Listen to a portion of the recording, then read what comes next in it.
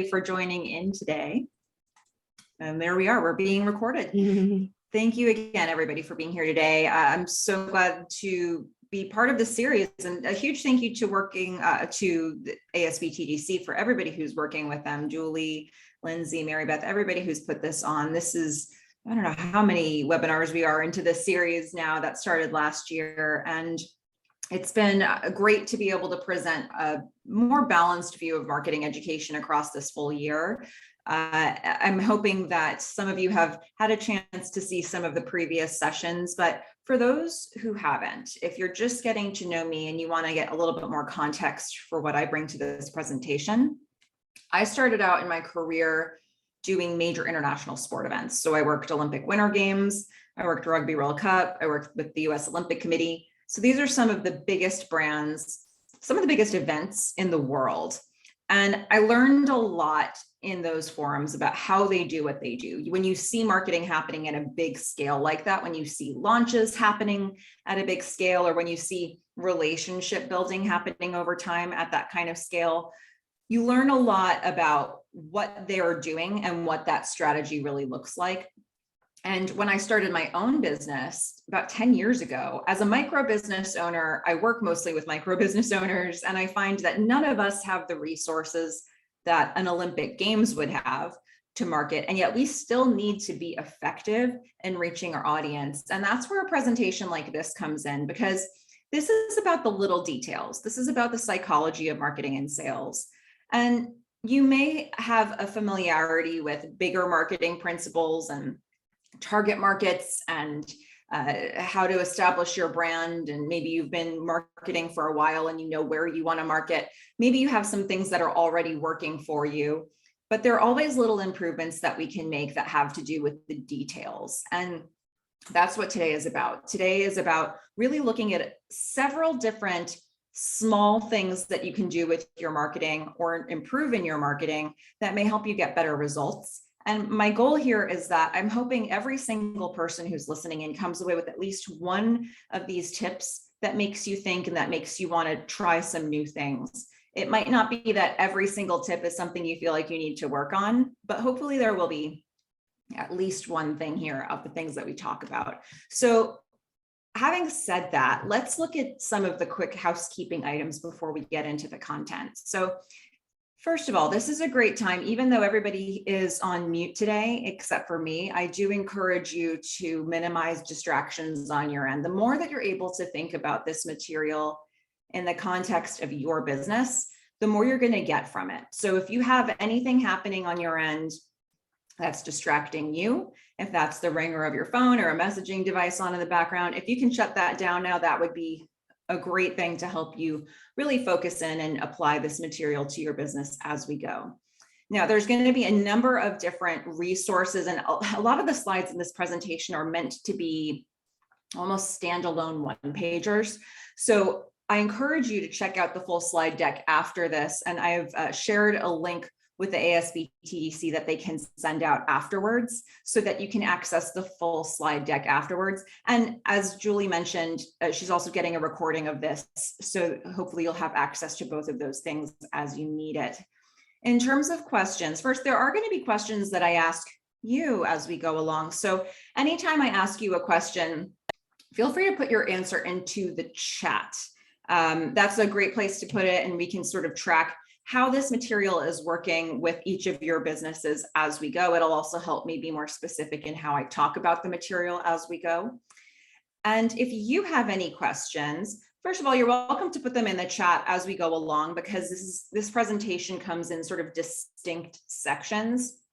But if you want, you can also save them for the end and we'll address them there. So if you feel like there's something you really need clarification on, just go ahead and put it in the chat and we will we'll deal with it as it comes in. So having said all that, I introduced myself, and this is a great time for you to make sure you know where the chat is as well. So feel free to let me know in the chat who you are, where are you located, what is your business? Let's get a sense of who else is listening in on this presentation today. And that way we're all introduced to each other. Okay, so as we start to get into the material here, what is the overriding thread of this material? Well, for me, psychology has a lot to do with marketing and sales. It is so deeply embedded that I don't even know how to pull it apart anymore. And as I've gotten further into my own business, I've found it really interesting to discover more information about the psychology of how people work and how they think and how that impacts how I talk to them. I'm constantly making changes based on that. And so for me, this is a really interesting topic to be able to bring to all of you. Now, having said that, this whole presentation comes from a place of understanding that you have the power to position yourself in a way that can impact how the audience sees you. And we're going to be looking at a lot of little ways that you can do that as we go through this material. Specifically, first, we're going to talk about setting the voice of your brand. This is a very basic core brand principle that we'll be looking at. Then we're going to move into taking initiative with your message and specifically what would motivate your buyer. Then we're going to look at using powerful language. Now, this topic, you can make a whole day of presentations about power language. So we're just going to sort of introduce this idea to each of you, and hopefully you come away with some new information about it. And then we'll talk about making strong calls to action. And with that one, I'm actually looking at that from the standpoint of different personality types in the buying process. And then lastly, we'll look at proving your worth, really cementing your reputation and showing that you are valid as an option for the consumer. So those are the 5 different things that we'll look at. Like I said, each of you will probably have a different thing that's going to be of most interest or of most use. It might not be that every single one of the things on this list that we'll talk about is going to be helpful for you in this moment, but as long as there's something that you can work on, I encourage you to really think about how you're going to take the information from today and keep moving forward. As I said, we're covering a lot of ground in about an hour. So with this, you're going to get just an overview of the idea, but hopefully it gives you more to dig into later if you want to learn more about it. So having said all that, that sets us up. Let's talk about marketing your business from the driver's seat. And it looks like we've got Kemp there in the chat, dog trainer in Northwest Arkansas. Love that. So if anybody else wants to introduce themselves in the chat, please go ahead and do that. I'd love to know who's listening in on this today. So let's get started with setting the voice of your brand. And this is an important brand principle in general. If you're new to business or if you haven't worked this out before, this section is going to be an important foundation for the rest of your marketing. Your brand is not what you think it is. It's what they think it is. And specifically, they is your audience. This is a really important thing to understand because I can't tell you how often I've talked to business owners or done speaking engagements where people came up to me afterwards and they would show me a business card or something and they'd say, "Oh, what do you think of this?" And I'd say, "Oh, why did you pick the color purple?" And they'd say, "Oh, because I liked it." It's not about whether you connect with your brand. It's about whether your audience will connect with your brand. And of the things that can connect with your audience, hopefully you will then pick, elements of your brand that you like as well. But it's really important that we stay audience focused when we're trying to make decisions about how to communicate with the people out there in the world.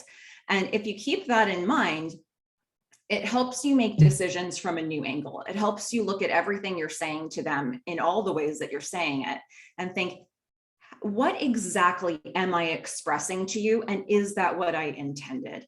So this is something that, hopefully over time, you'll be able to ask your audience what it is they're picking up on from you so that you can make sure that those messages are aligned.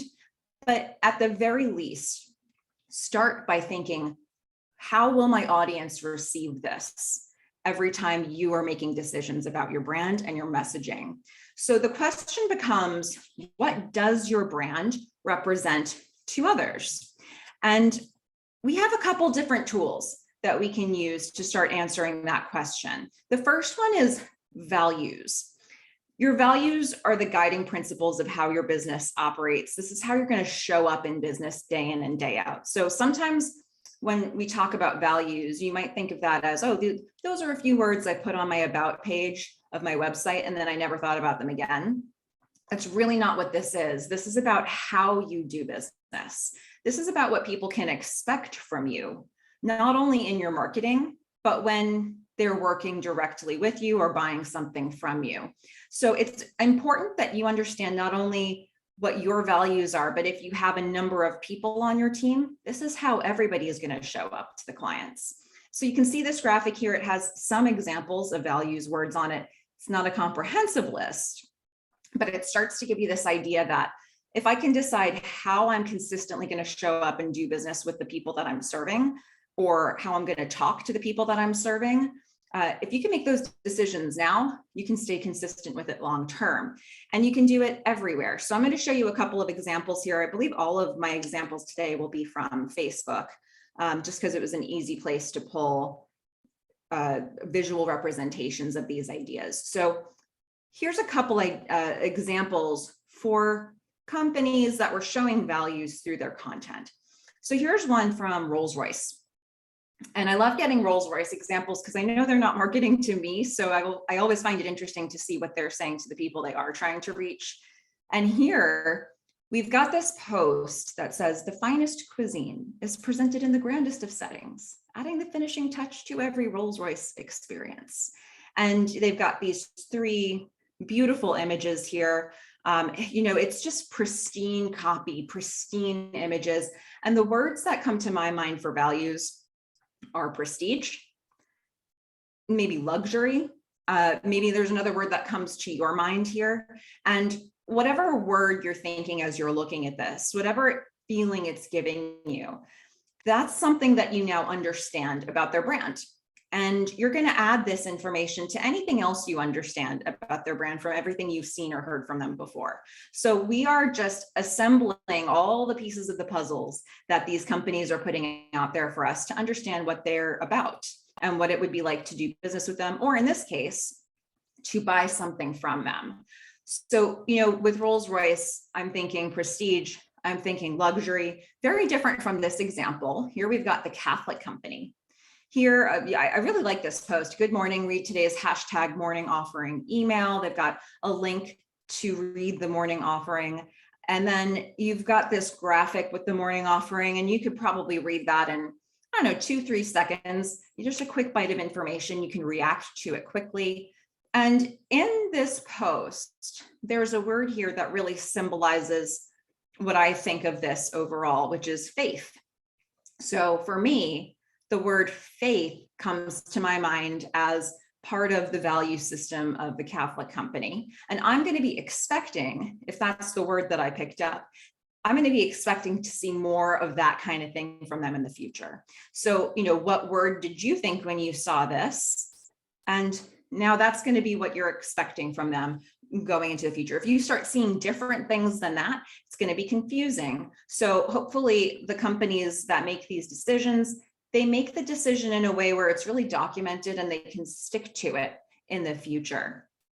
Now, another tool that you potentially have is tone of voice.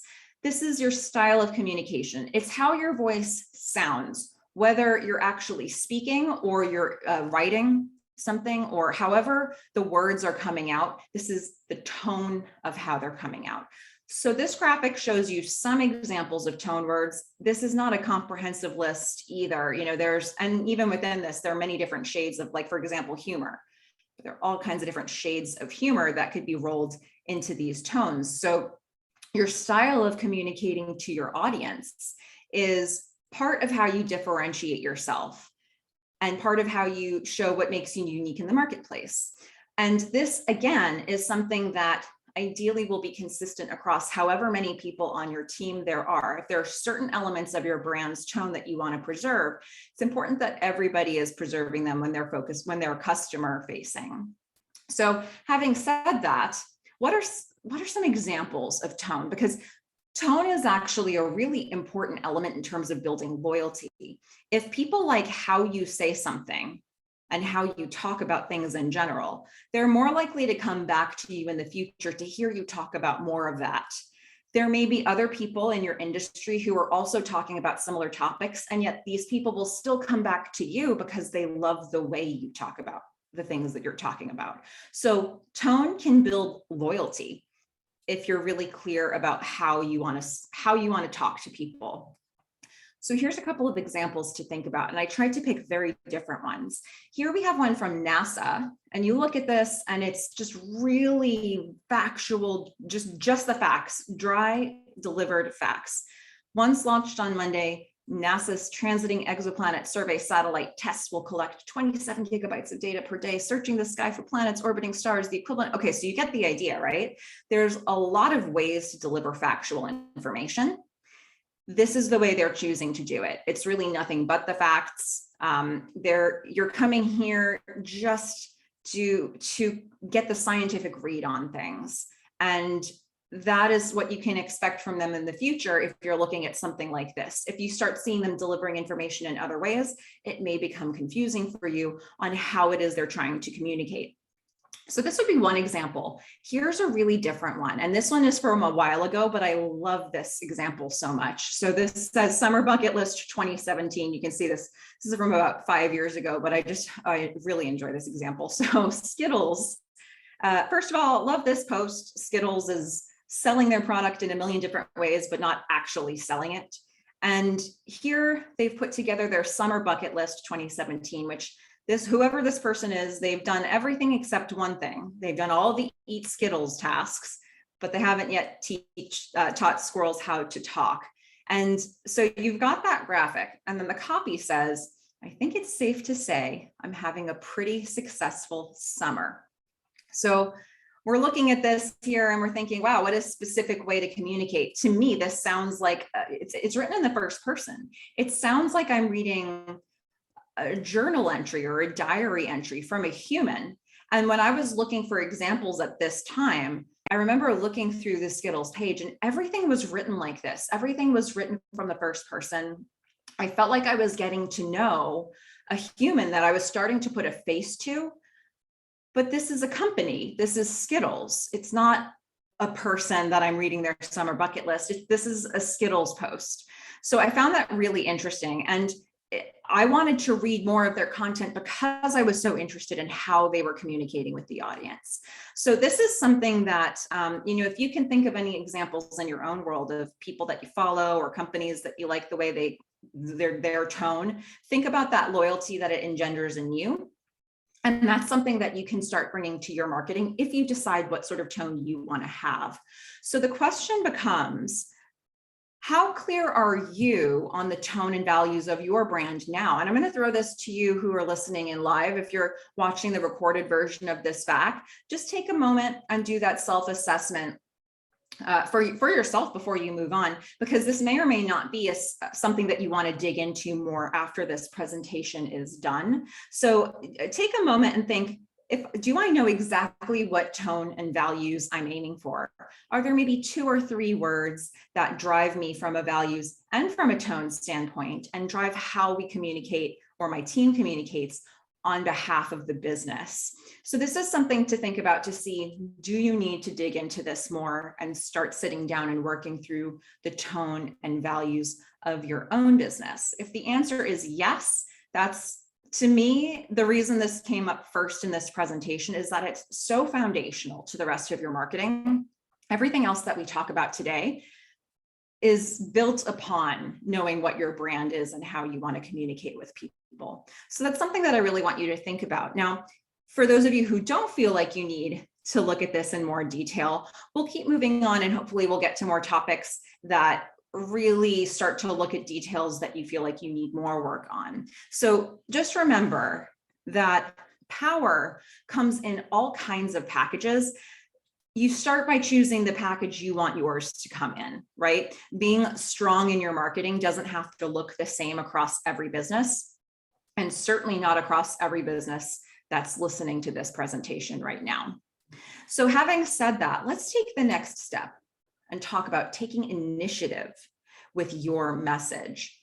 Now, there's an obvious thing that I want to say here, but that's not really the point of this section. The obvious thing is you have to plant the seed if you want it to grow. I can't tell you how often it happens where somebody will say, oh, I really want this thing to happen in my business. And I'll say, well, did you email that person about it? And they'll say, no. Or did you put it on social media and they'll say no? Or did you go to a networking event and talk to somebody about it and they'll say no? So it's really hard to make something great happen in your business, or, have the call to action be achieved if you've never even made it. If it's only in your head, it's going to be really hard for somebody else to accept that call to action and move forward with it. So on the one hand, it is very important that if you want to have an outcome, that you set the wheels in motion for it. That is not the point of this section, but it is something that I'd like to consider a given. If it's not for you, then I encourage you, if after this presentation, you sit back down at your computer or whatever device you're using and you send that email that you've been thinking about sending, but you haven't done it yet, or posting about that thing that you think you should talk about, but haven't yet. If you do nothing else, go ahead and do it, right? This is your time to start getting the message out. But having said that, so many people are reluctant to put the message out. So I say this here, even though this is not the point of this section, to remind you that if there is somebody in your network, or if there's a segment of people in your community who potentially could be interested in your message, who potentially could be possible customers or partners or collaborators or cross marketers or volunteers, if there's any way that they could potentially be connected to your business, put the message out. Just no matter how you know them, even if they're a personal contact, if you kind of just plant the seed, you're giving yourself an opportunity for a good outcome in your business. And if you don't, it's going to be incredibly difficult to make that happen. So if you want something to happen, plant the seed, right? That's the given that we want to accept in the world. Now let's build on that. How you plant that seed may help it grow more. Okay, so this section is really about looking at what we would call buyer motivation. Not only do I want you to be able to say, here's my message, here's what's happening in my world, here's what's happening in my business, and if you're interested, I'd love for you to join. Yes, I'd love for you to be able to put that out there, but understanding what's going to move them, what's going to motivate them to take an action, allow you to put the message out in a way that will set you up better for success. So understanding what is ultimately going to motivate your target market as a whole will help you. And that's can be a combination of any of the things on this wheel, right? So if we're looking at the things on this list, it could be that your target market as a whole is interested in profit or gain, prevention of loss, having a sense of belonging or community. It could be like they're looking to affiliate with a particular cause, or perhaps to avoid pain. Might be that they want pride or prestige. Could be that they want comfort or pleasure. So again, we're looking at this from the standpoint of your target market as a whole. Later on in this presentation, we'll talk about the individuals and their personality types, but we're thinking about how to message our marketing overall and to try to get as many people in the target market to listen to us and respond to us as possible.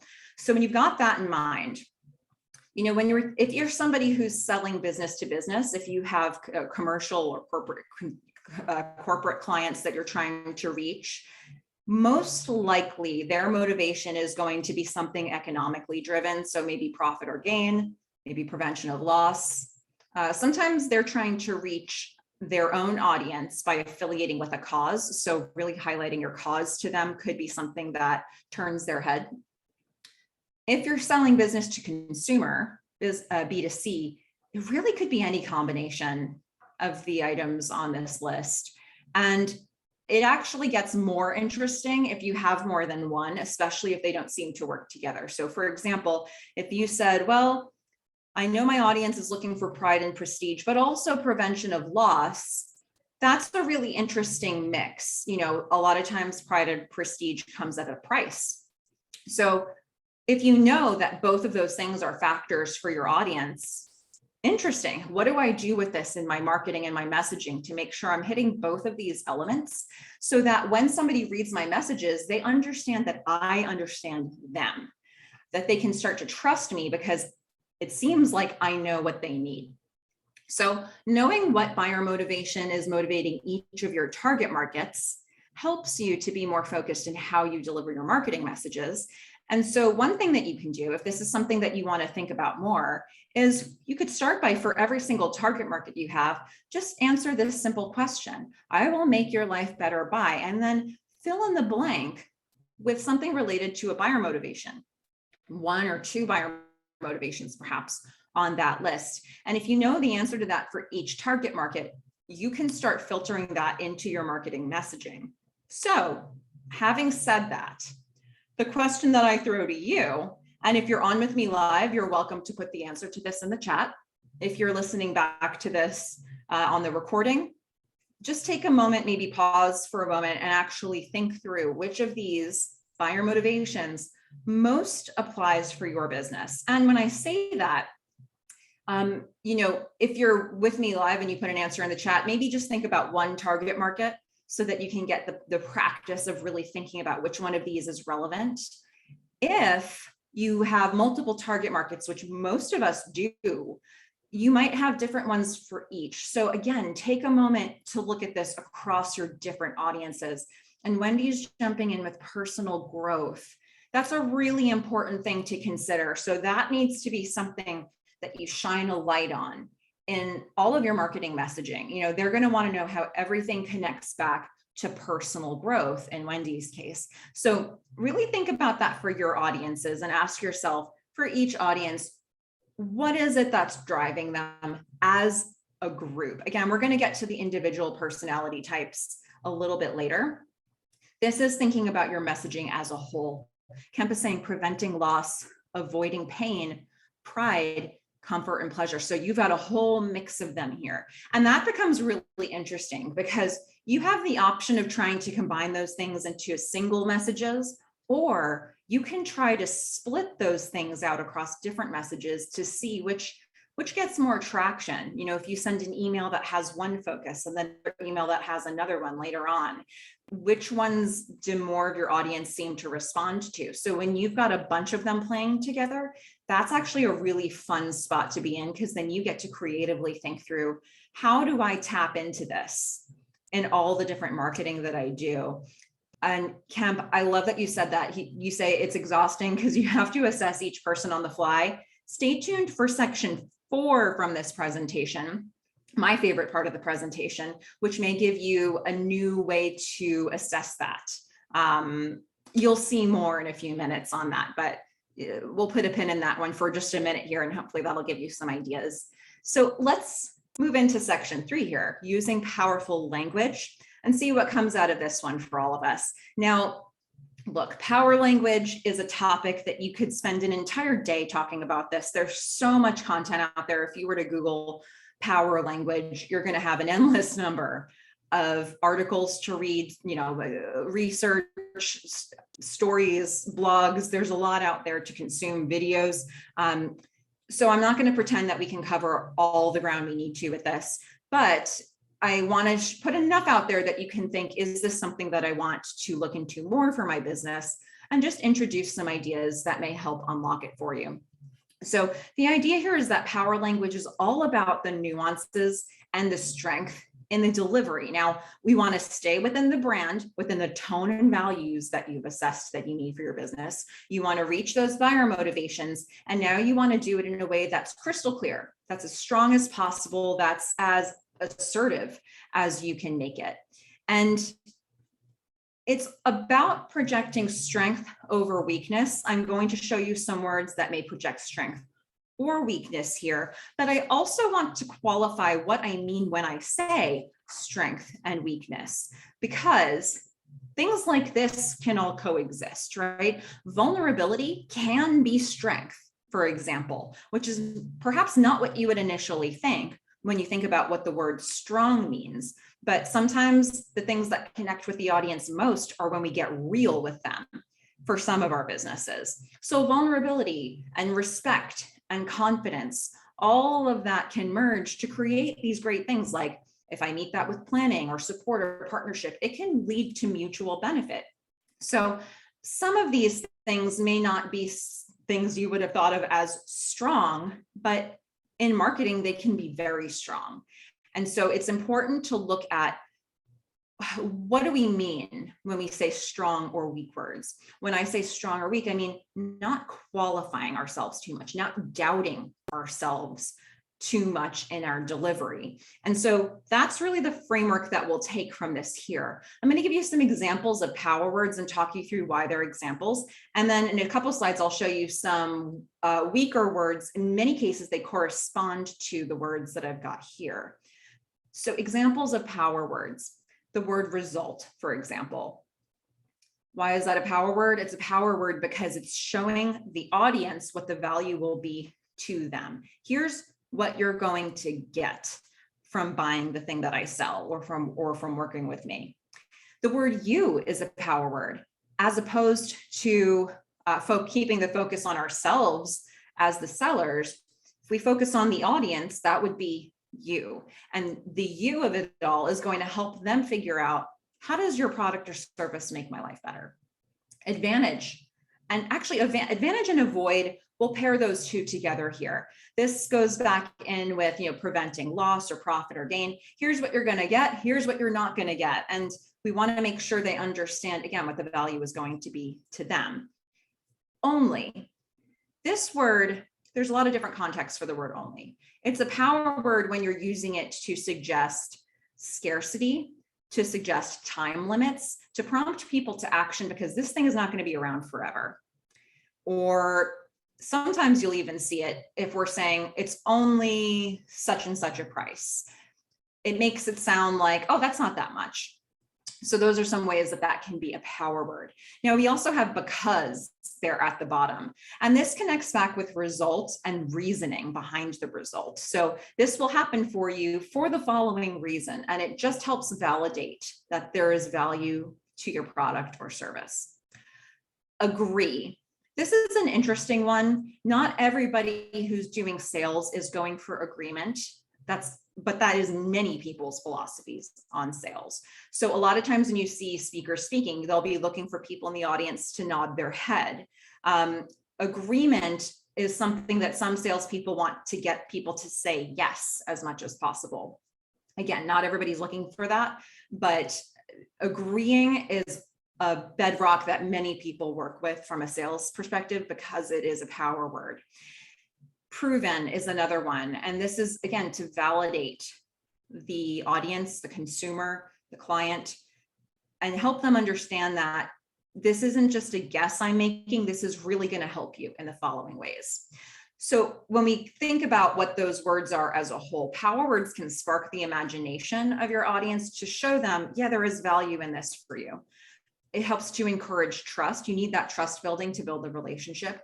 It can create scarcity. You better act now because of the following reasons. And again, it can emphasize value. How are you going to make my life better?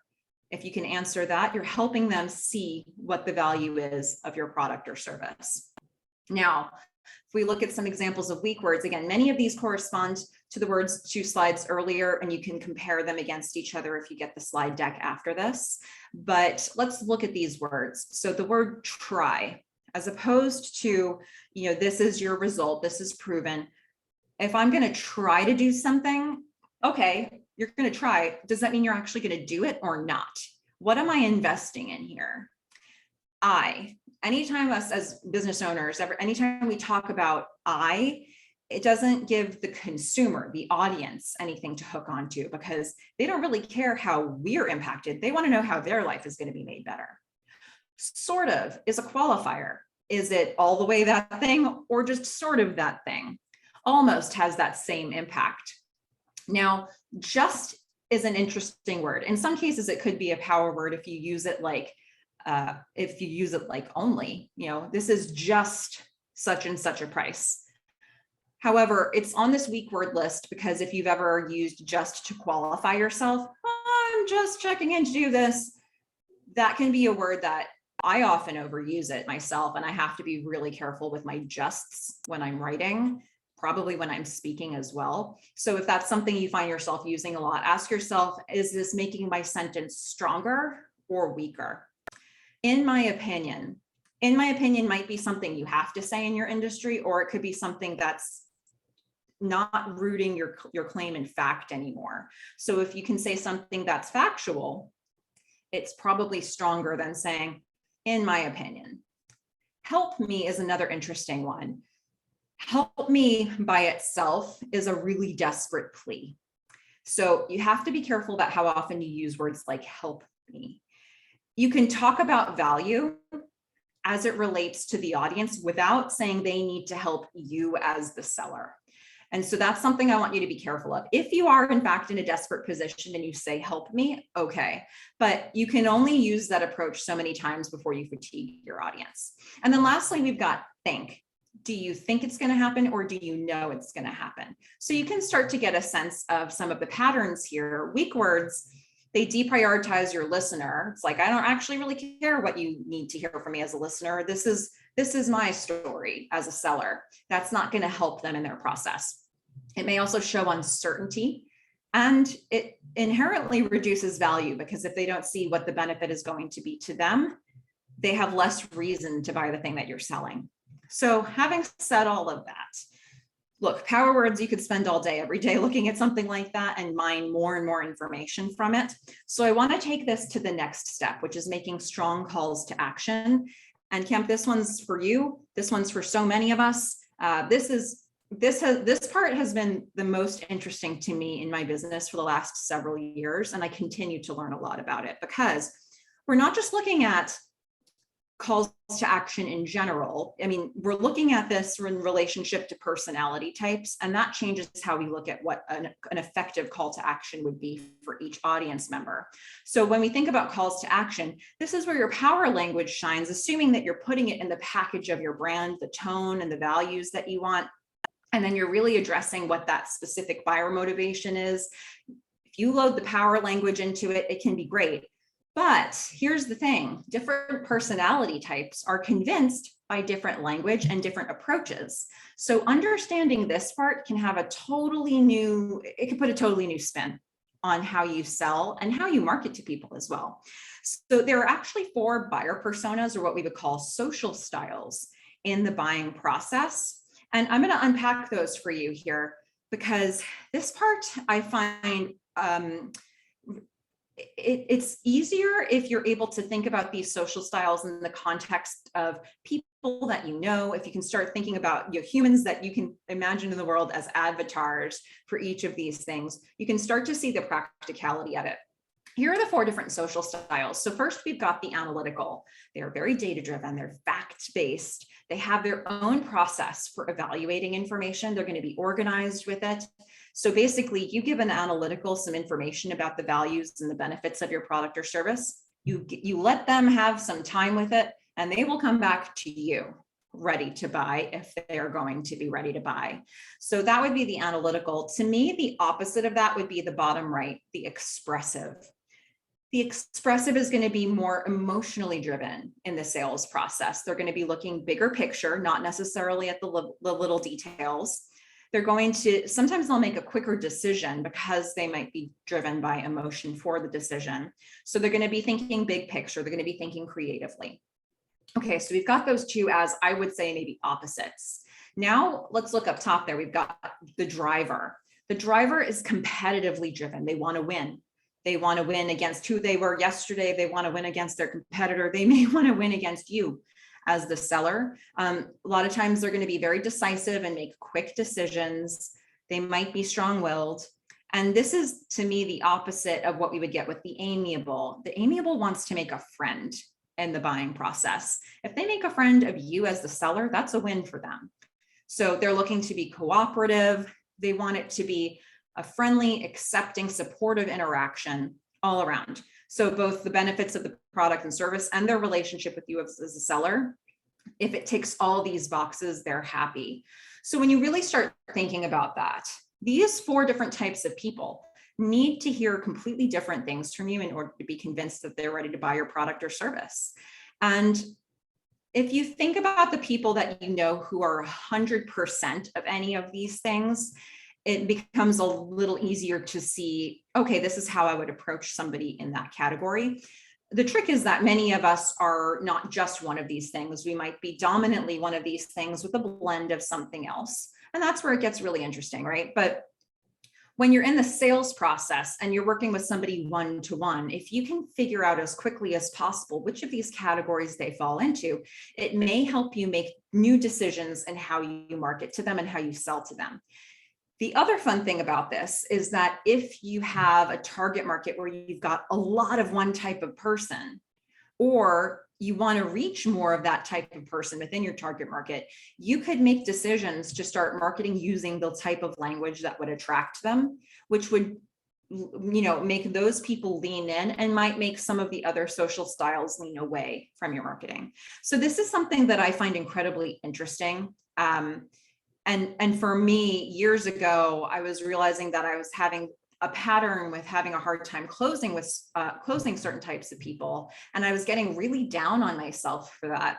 And I started going out and saying, I need to look up a lot more sales information. I need to go research. I need to be a better salesperson. And so I started looking at all that information. And then I found this model and I realized, those people that I'm having a harder time closing are pretty typically 100% of a couple of these personality types, just 100% of it. And if I close them, that's the relationship that I'll have with them forever. That is what this relationship is going to be for the rest of my time with that client. Do I want that?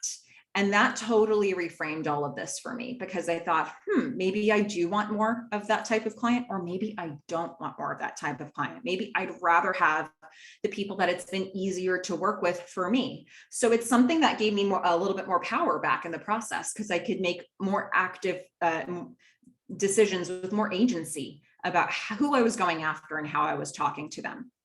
If you need to reach all of these people, then you have to think about how you'll do that. Maybe some messages will be directed at different social styles, or maybe you'll try to have a little language that you pull in from each. So you want to think about who you're really going after and how you're going to get that.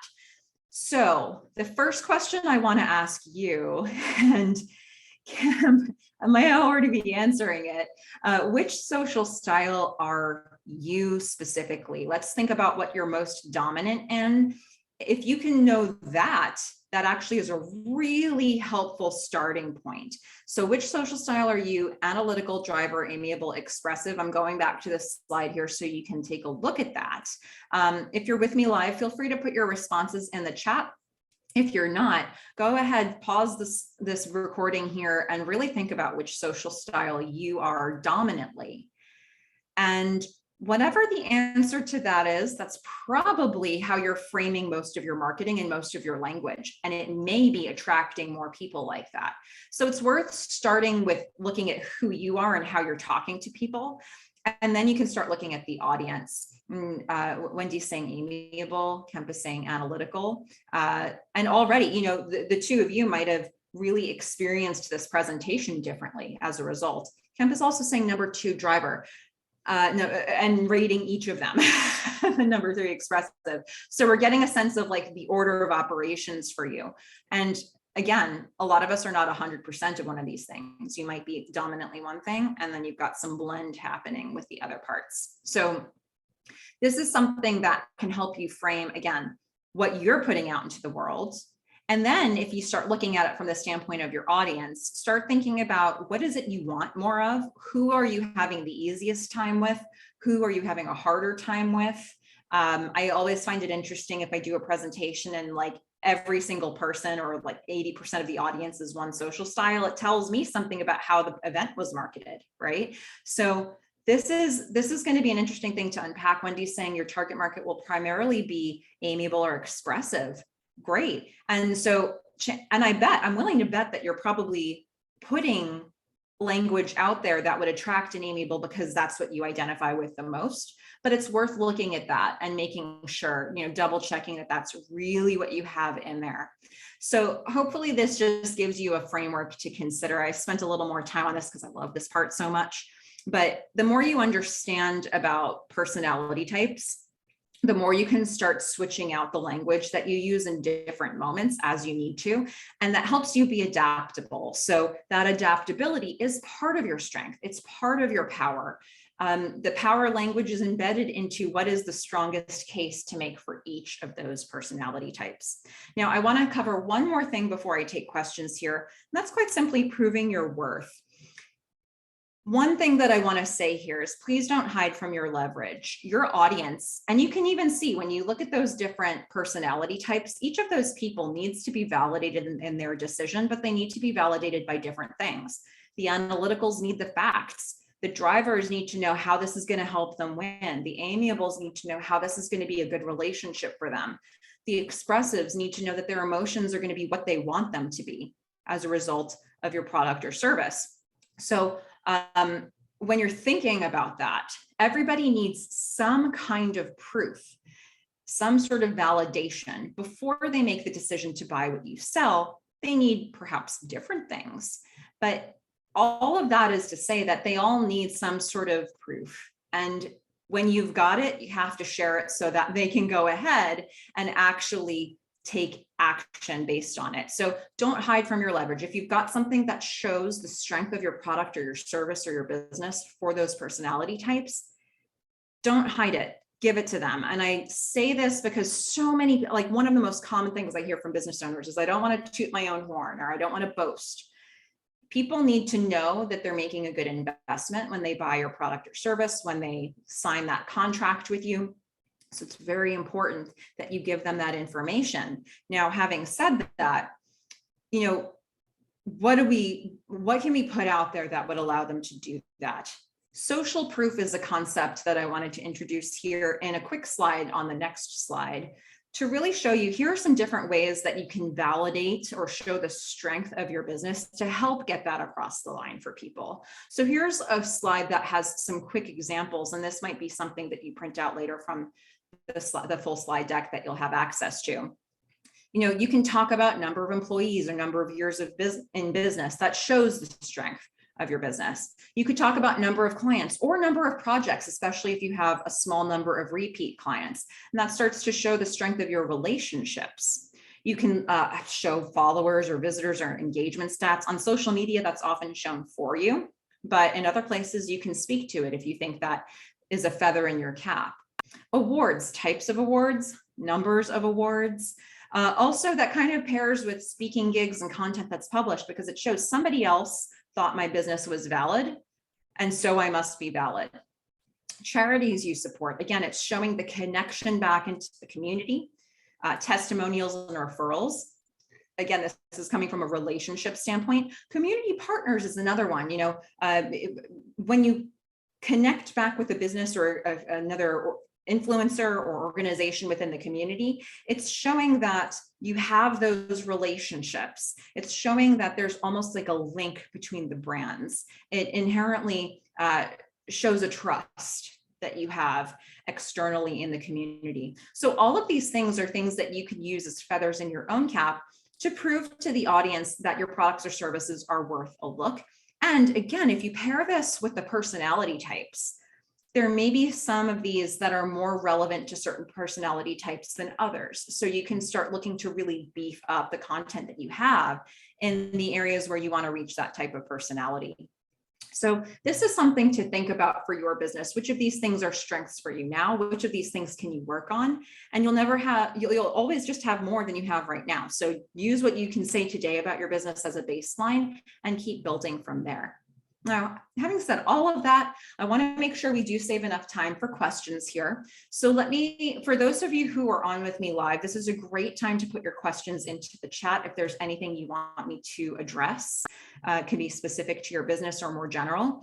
And here's what we covered to help you think about those questions. We talked about the voice of your brand, the tone and the values. We talked about the buyer motivation, taking initiative with your message, but putting it within the context of what your target market needs to hear. We talked about power language, also weaker words. And then we talked about those strong calls to action in terms of how the different personality types would perceive it. And then we just covered quickly that proving your worth, some of those different elements of social proof that you can include in your messaging that can help somebody decide, yeah, this is worth a look for me and investing my money into. So these are all some elements that we looked at today. As you get your questions in, if you're on with me live, I wanted to remind you we have 2 more webinars coming up in this series. On May 18th, we're going to look at pinpointing your brand and target market. So that's really going to take what we talked about in that first section around tone, around values, and it's going to expand that. To me, pinpointing your brand and target market is the foundation of your marketing. Knowing those elements helps you answer so many other questions and be far more effective. Then on June 15th, we're going to talk about how to create a profitable marketing strategy. So once you know your brand and target market, when you're trying to think about how am I going to get in front of them and stay in front of them until they're my best customers, that's what we look at in that one. So again, June 15th, we'll be talking about lead retention, customer retention, and how you create those marketing systems to stay in front of people. So I'm happy to address any questions if you do have them here in this last 5 minutes or so. Just a quick reminder though, for those of you who feel like you came out of this and you have a question that you want to unpack in greater detail, that's what the ASB TDC is for, right? And maybe Julie can speak to that as well. There's a link here on the screen in case you want to book a session with an advisor, but Julie, I'm going to throw that one over to you if you don't mind, just in case you wanted to say anything about your organization. Sure. Let me share the screen. Just a moment. Mm-hmm. Let me stop this share.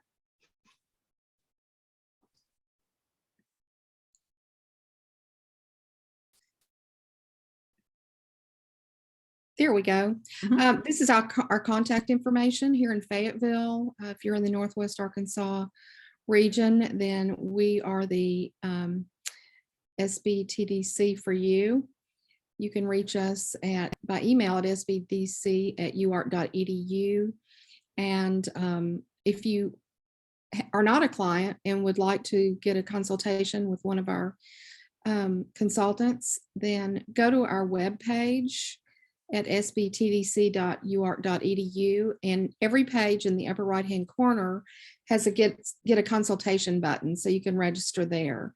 And then also on that same web page under our resources, you will be able to see a recording of not just this presentation by Melissa, but all of her others, as well as various other resources and recordings.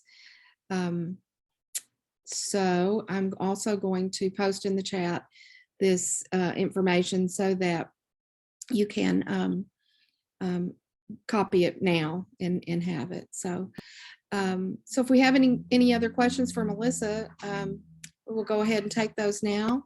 And if not, we will just thank you for joining us and look forward to seeing you next time. Yeah, I think we have one that came in from Kemp here. It's a really interesting question, actually.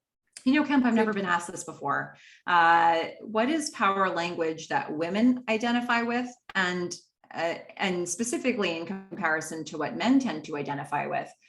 Ooh, that's a really interesting one. You know, on the one hand, I'm going to dodge your question by saying I actually put this in the context of the personality types. I think if you have an audience where you have a lot of one demographic, I think the best thing that you can do is go back to that personality type chart and test out language from, if not each of them, start with your educated guesses. So for example, if you're thinking that you might have a lot of expressives in your audience and you're thinking, I wonder if that's what women would identify with, try it. Try an email or try a couple of posts. Give yourself enough of a sample size where you can get a sense of like, how are people really responding to this? Or if you have a way to test it out within one message, if you have a way to survey them, for example, with you know, a quick question that may help you get a sense of the answers, although that may get more of the analyticals to respond. So if there's a way that you can test out some of the language and really isolate the personality types, you'll probably be able to see very clearly what people are responding to the most. If you find that you've got a balance across all of it, then that tells you something. It tells you that you need to be balanced in how you market because everybody is responding to different things. So I know that's not a great answer, but it's more looking at like your audience.